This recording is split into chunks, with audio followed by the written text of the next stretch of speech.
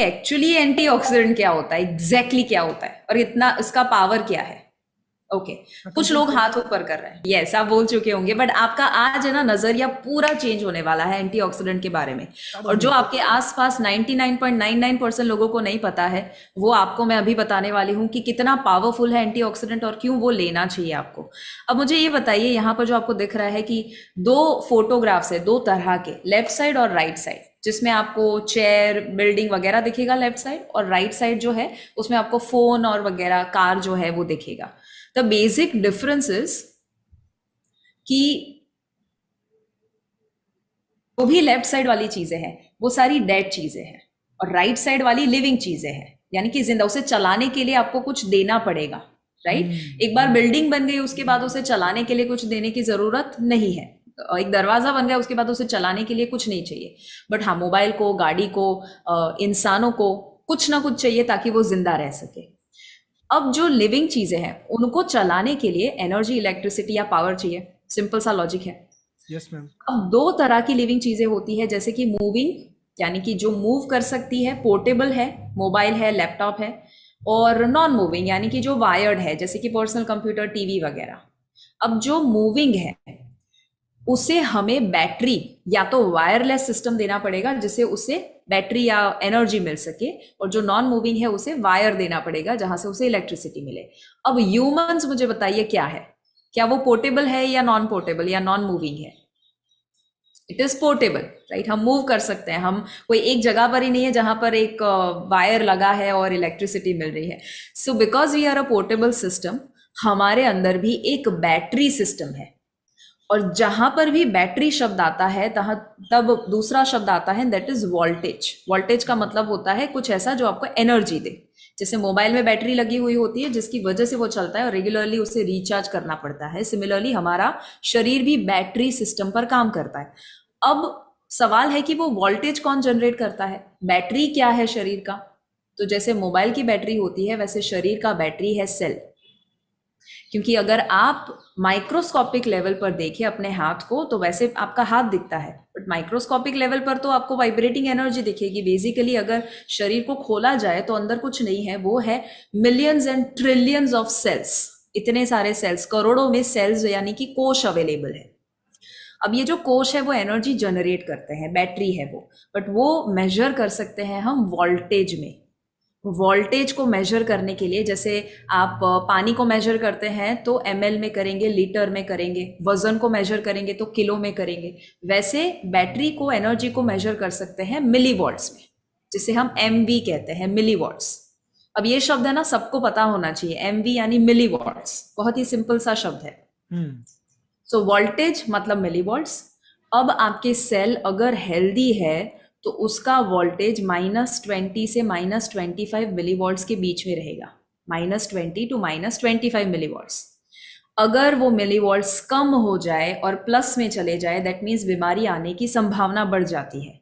और दूसरा, हमारे बॉडी का सेल का पीएच 7.35 टू 7.45 के बीच में रहने के लिए बना है। अगर कोई इंसान को आप वाइब्रेटिंग, एनर्जेटिक, हेल्दी तरीके से देखते हैं, इसका मतलब है उसका सेल का पीएच स्लाइटली अल्कलाइन होता है। अब उसे मैं थोड़ा, इसका है ना फोटो निकाल देना, अगर आपको नहीं पता है तो इसका मतलब इसका रट्टा मान लीजिए। बच्चों के अंदर एनर्जी हाई रहती है या लो? हाई रहती है। हाई रहती है, हाई। जब एक बुजुर्ग इंसान को देखेंगे आप तो उनके अंदर की एनर्जी हाई रहती है या लो? ज्यादातर लो रहती है। क्यों? लो रहती क्योंकि है। सेल के वोल्टेज डाउन हो चुके हैं। हम जैसे जैसे एडल्टहुड में जाते हैं, और अगर कोई हेल्दी एडल्ट है तो उसका सेल का वोल्टेज -25 के आसपास रहता है। बट जब हम थक जाते हैं ना, तब हमारे सेल के वोल्टेज डाउन हो जाते हैं, थोड़ा सा फंक्शनिंग में आपको प्रॉब्लम करेगा। डिस्प्ले जो है उसका ब्राइटनेस कम कर देगा, आपको पूछेगा कि पावर सेविंग मोड में चला जाऊं या नहीं। सिमिलरली हमारा बॉडी भी जब थक जाता है -15 के आसपास, और जब बीमार हो जाता है तब -10 के करीब पहुंच जाता है। और अब मुझे ये बताइए कि -10 से भी कम होगा तो क्या होगा? What do you think? You will attract chronic problems in your body. But वो कैसे हम सेल का वोल्टेज कम करते हैं? सेल का वोल्टेज हम कम करते हैं, नंबर 1, जब हम सोते नहीं हैं। इरेगुलर स्लीप क्वालिटी, अगर हम 7-8 घंटे की एवरेज स्लीप नहीं लेते हैं, और ज़रूरी नहीं 7-8 घंटे क्वांटिटी होना चाहिए, अच्छी नींद आनी चाहिए उस समय में। आप 5 घंटे नींद लो बट आपको ऐसा लगे कि यार सुबह उठ के फ्रेश लगता है, then it is a good sleep.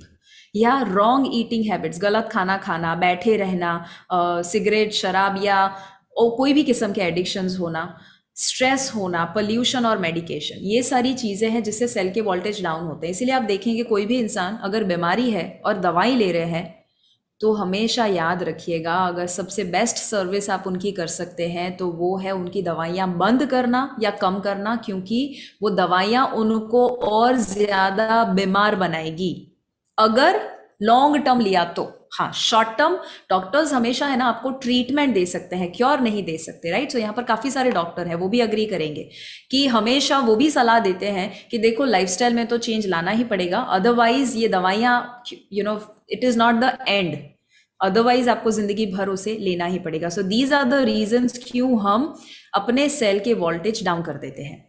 अब एक हद से कम हो जाए अगर हमारे सेल के वोल्टेज, तो प्लस प्लस प्लस 30 तक पहुंच जाता है, तो इतनी कंडीशन खराब हो जाती है कि कैंसर होने की संभावना होती है। यानी कि जब हम +5 +10 के आसपास होते हैं तो diabetes, hypertension, obesity, thyroid, PCOD, ये सारी चीज़ें होने की संभावना है, या कोई भी किस्म के हेल्थ चैलेंज।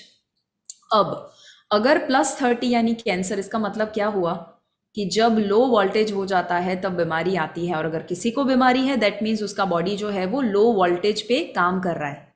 कितने लोगों को इतना समझ में आया? ये मैं बहुत ज़्यादा कॉम्प्लिकेटेड नहीं बता रही, बहुत ही आसान बता रही हूँ। करना है सिंपल सा, उसका लॉजिक है कि अगर हम बीमारी को दूर करना चाहते हैं, all we have to do is raise the voltage of your cells. In other words, नए सेल बनाइए, हेल्दी सेल बनाइए। सो इसके ऊपर है ना एक बहुत ही अमेजिंग शेयरिंग मैं बताना चाहूँगी। जेरी टेनेंट करके उन्होंने किताब लिखी है, हीलिंग इज़ वोल्टेज। मैं रेकमेंड करती हूँ आप ज़रूर ये किताब पढ़िए, हीलिंग इज़ वोल्टेज। ये किताब में ये डॉक्टर कहते हैं कि अगर आप हमेशा हेल्थ को मेंटेन करना चाहते हैं तो आपको दवाइयाँ लेने की ज़रूरत नहीं है, आपको सिर्फ और सिर्फ एक चीज़ करनी है, और वो है नए सेल बनाइए। -50 मिलीवॉल्ट्स, कितना चाहिए? -50 मिलीवॉल्ट्स ओनली। सिर्फ -50 मिलीवॉल्ट्स मिल जाता है तो आपके सेल रीजनरेट और नए हैं और हेल्दी सेल बनना शुरू हो जाते हैं। अब अगर ये समझ में आया तो ये पूरा चार्ट, अगर इसका भी फोटो निकालना चाहे निकाल दीजिए, कि -50 मिलीवॉल्ट्स वोल्टेज मिल जाता है, वो इंसान का रिकवरी और हीलिंग होना शुरू हो जाता है। तो एक इंपॉर्टेंट क्वेश्चन, कैंगन आपको कितना मिलीवॉल्ट देता है वो मालूम है? हैरान हो जाएंगे, और अब आपको पता चलेगा कितना पावरफुल है वो। सिर्फ आप जब कहते हैं ना कि इतना मिलीवॉल्ट देता है कैंगन वाटर, उसे आपको इतना एम्फोसिस के साथ कहना चाहिए ना, सामने वाला हिल जाना। वो आपको देता है, कैंगन वाटर आपको देता है -400 से लेकर -850 मिलीवॉट्स। -400 से लेकर -850। पता है आप, ये सारी चीजें अगर आप जेरी टेनेंट को बताओ या ऐसे लोगों को बताओ जिनको सही में पता है कि सेल्यूलर लेवल पर अपने बॉडी को चेंज कैसे करना, वो हैरान हो जाते हैं। और इसीलिए यहाँ पर मैं नाम तो नहीं दूंगी, बट आपको पता है कि कितने ऐसे सेलिब्रिटीज हैं और कितने ऐसे हेल्थ एंथुजियास्टिक लोग हैं, कितने ऐसे डॉक्टर हैं जो कैंगन को प्रमोट करते हैं, उनकी हेल्थ सही में अच्छी करना चाहते हैं। डॉक्टर हिरोमी शिन्या का आप जानते हैं, right, one of the greatest doctors that the world has ever seen. वो अगर इसे रेकमेंड करते हैं ना तो दूसरा थॉट ही नहीं आना चाहिए, वो अपने सभी पेशेंट्स को रेकमेंड करते हैं। कल की ही बात बताती हूँ, कल ही मेरे घर पे एक डॉक्टर आए थे, वैसे 2 लोग डॉक्टर्स थे, बट उसमें से एक 71 ईयर ओल्ड डॉक्टर और बहुत वेटरन डॉक्टर, मतलब बहुत ही रेप्यूटेड डॉक्टर थे। तो उनके साथ जब मेरी बात हुई, करीबन 9:30 के आसपास मेरी बात हुई, और तब कैंगन की बात निकली। उन्होंने मुझे क्या बोला पता है?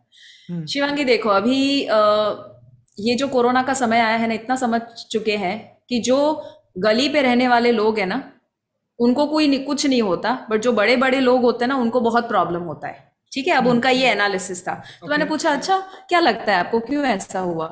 तो बोले, हम लोग है ना, अपनी इम्यूनिटी बहुत ज्यादा है, क्योंकि हम सिर्फ और सिर्फ हेल्दी लाइफस्टाइल फॉलो करते हैं।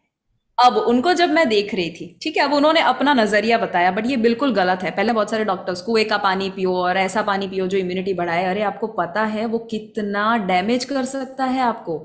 सो लोगों की तो छोड़ो, मैं जितने डॉक्टर्स को मिलती हूँ ना, नंबर वन मैं क्या देखती हूँ पता है?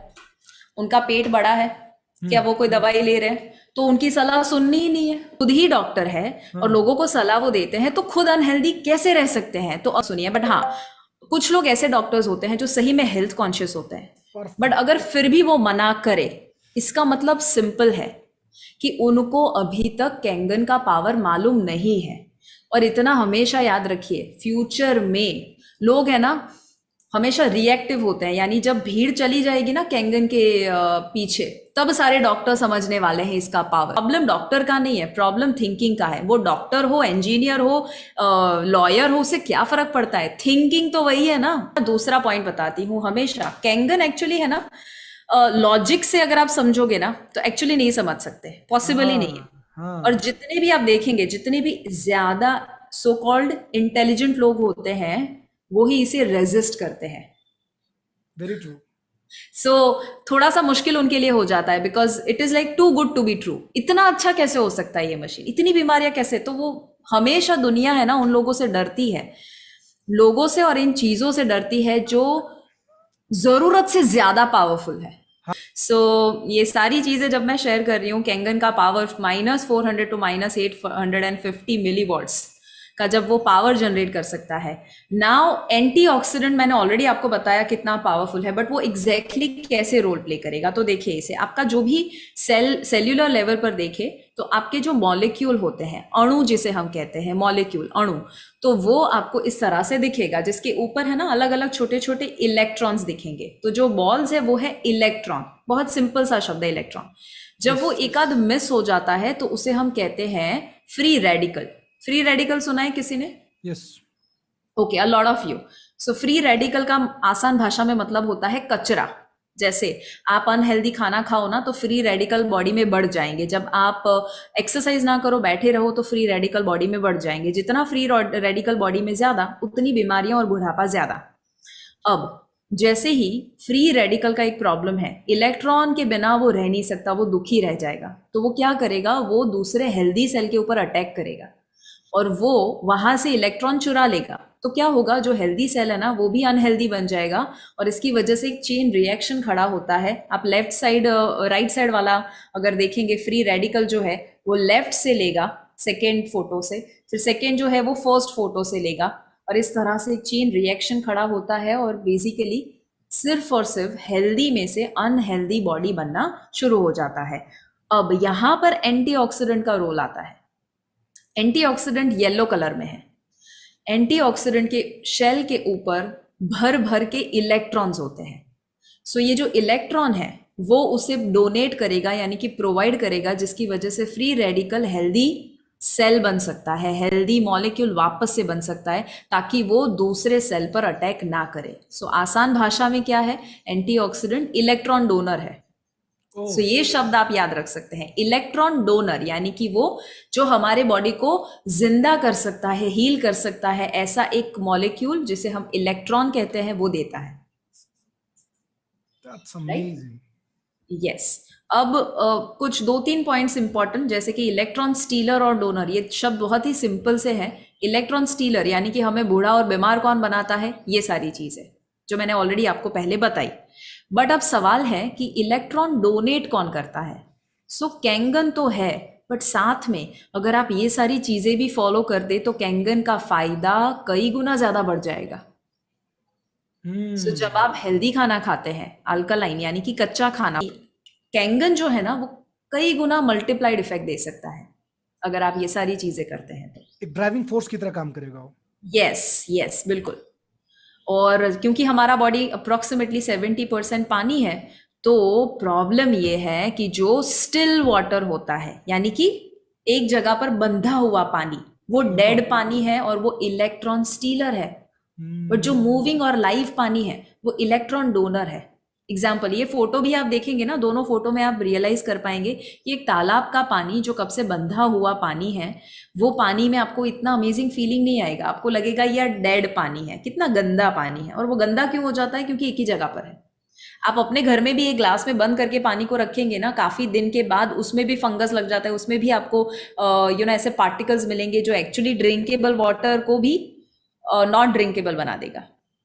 तो अगर आप सोचिए कि आपके घर में जो लोग कैंगन नहीं पीते हैं, ठीक है, आप सोचो कि उनके घर में जो पानी आ रहा है कितना बंधा हुआ पानी है, क्योंकि नदी का पानी बांध कर फिर उसे प्रोसेस करके घर पे लाते हैं और फिर उसे और ज्यादा प्रोसेस करके आरओ या बॉटल का पानी पीते हैं। तो कितना डेड पानी है, मतलब वो बिल्कुल उसके अंदर ना कोई न्यूट्रिशन है, सारा पानी बंधा हुआ है।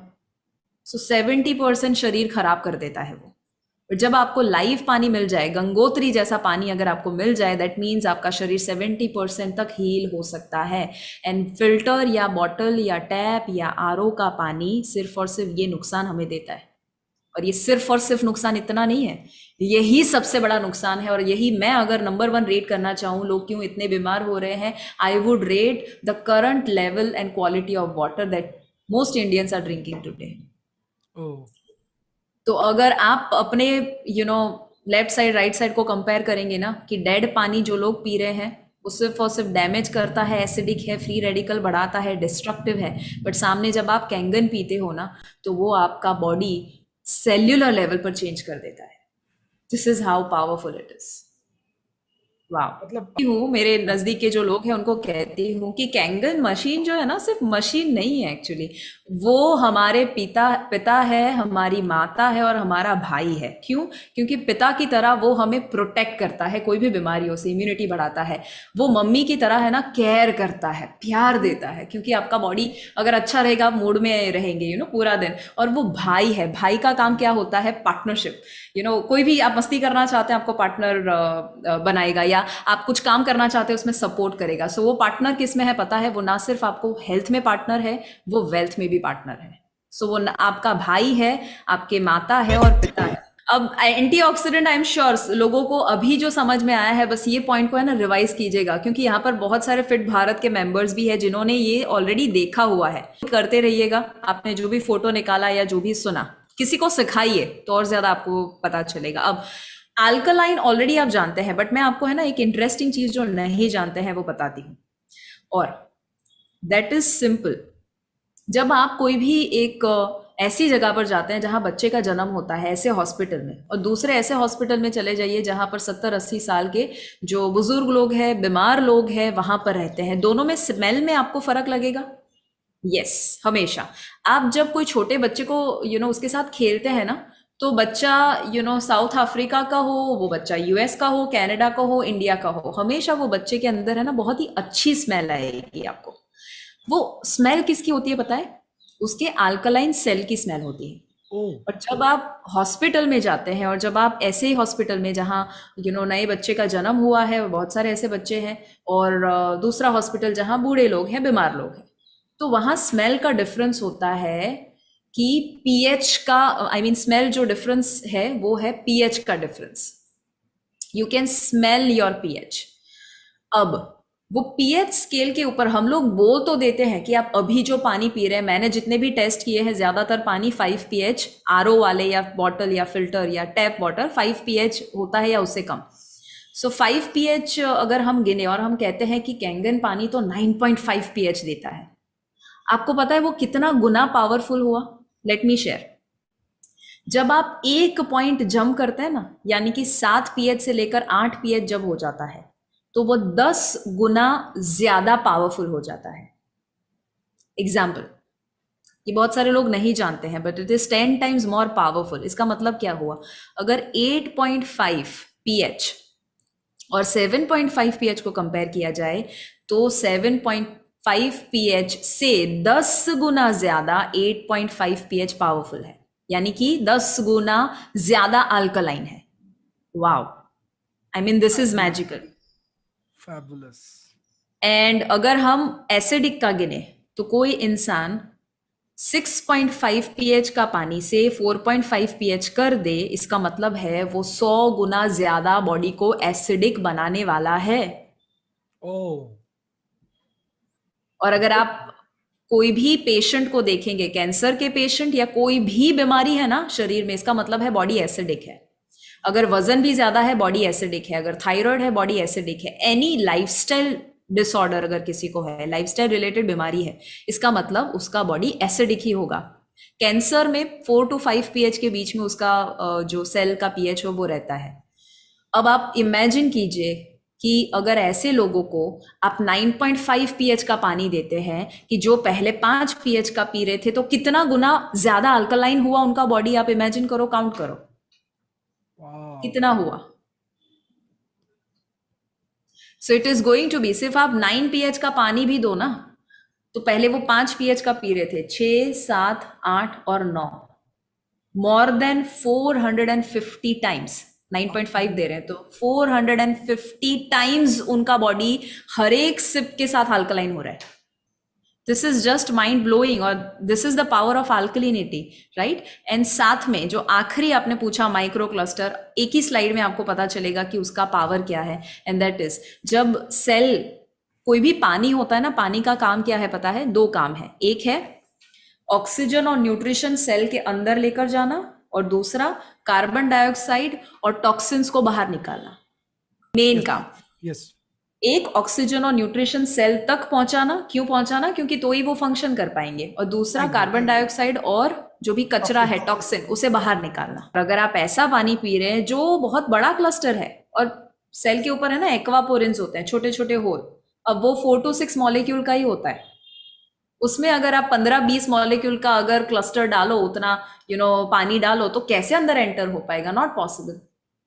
इसीलिए सेल डिहाइड्रेटेड होते हैं, भले पूरे दिन में 3-4 लीटर पी जाओ, सेल के अंदर जाते नहीं है। ऐसा हुआ कि आप कहीं बॉटल में पानी डाल रहे हो, बट वो पानी सिर्फ बाहर आ रहा है। सो अभी क्या हो रहा है पता है?